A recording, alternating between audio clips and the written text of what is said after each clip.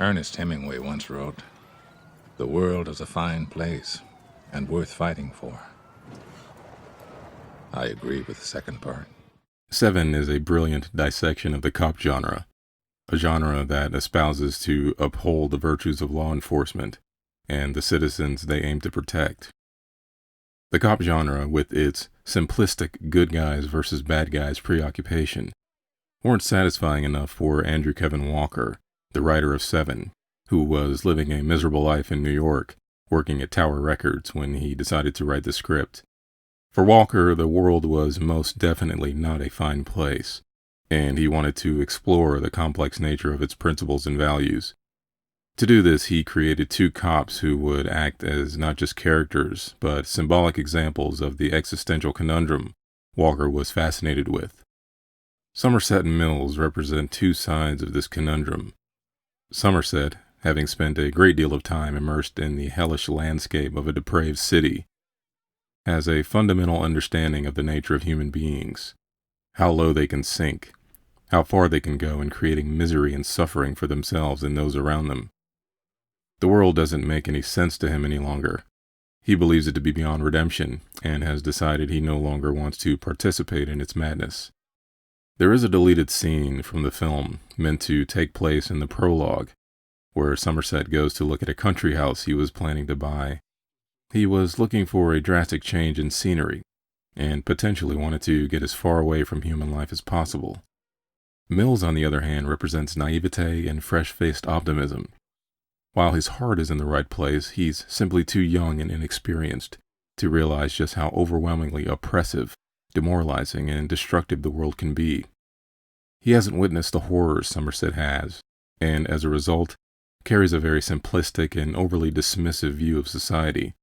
For Mills, the world is made up of a few bad apples who are mentally ill, while most everyone else is perfectly normal. This feeds into his black and white thinking, and it leaves him vulnerable to John Doe's tactics. If we catch John Doe and he turns out to be the devil, if he's Satan himself, that might live up to our expectations, but he's not the devil. He's just a man.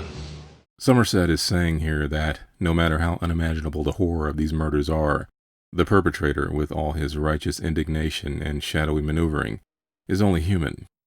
But, in a way, that's the biggest horror of all, that someone who is in fact just a man could commit acts in such a malicious, violent, and depraved manner.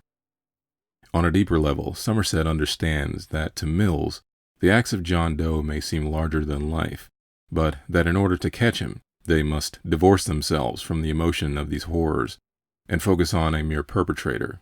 Mills is reluctant, though. To him, Doe is a crazy person, and crazy can't be understood. Doe is an other, an anomaly, while everyone else is normal. What the movie is trying to say, and what Mills doesn't seem to understand, and what Somerset is trying to convince him of, is that the very people he feels the need to fight for are part of the problem. The problem isn't one of bad people versus good people. The problem is human nature itself. Even Somerset admits that he's no better, that apathy is a solution. Do you like what you do for a living?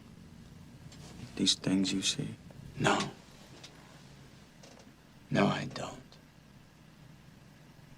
But that's life, isn't it? Somerset understands that John Doe's very existence is a result of this apathetic world. It created him. So the world itself is part of the problem, and as a result, there will always be a John Doe, as long as the madness of society continues. This is something Mills simply doesn't seem to understand. It's this human nature that John Doe relies on to complete his masterpiece. He knows what Mills will do to him when he realizes what's happened to his wife. For Doe, it's just a matter of being there when he finds out. Mills will take care of the rest. Human nature will take care of the rest. Because deep down inside, everyone was capable of eschewing their basic moral principles to satisfy their own selfish inner desires.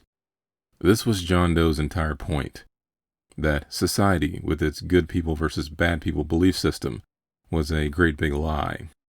Mills had no problem being judge, jury, and executioner, and betraying his entire belief system as a cop to satisfy his own emotions. For John Doe, this key human frailty was part of what made his murders necessary. Mills's basic understanding of the world comes from the cop shows and movies he probably grew up on.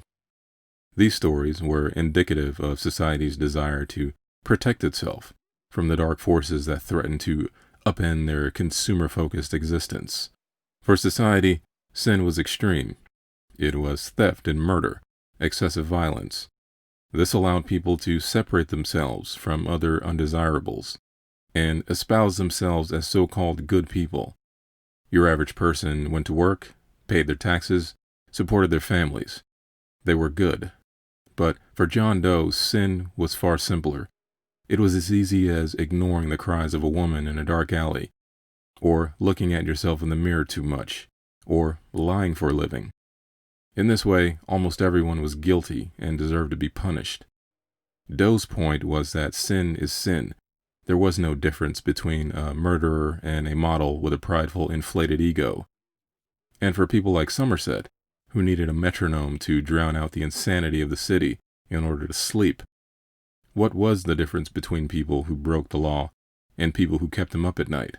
They were all bad, because they all participated in deforming cities like the one in Seven and making it a place decent people like Tracy would want to avoid.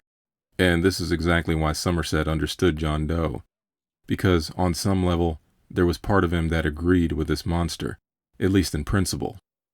John Doe's mission, regardless of his methods, was to wake people up to what they had done to this world.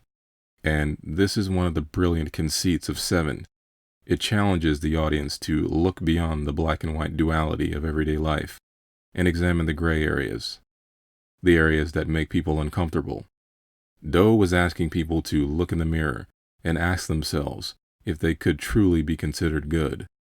Doe's, by any means necessary tactics, were grisly and horrifying, but there was a greater message underneath the violence of the murders. For Somerset, John Doe was the inevitable conclusion to a long career of trying to solve the ills of society.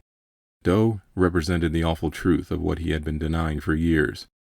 But in the end, surprisingly, Doe becomes the catalyst of Somerset's rebirth.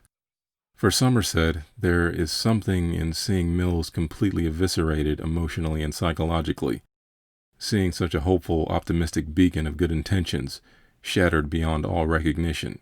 This creates the spark that reignites the fire inside Somerset to strap on his weapon and badge again.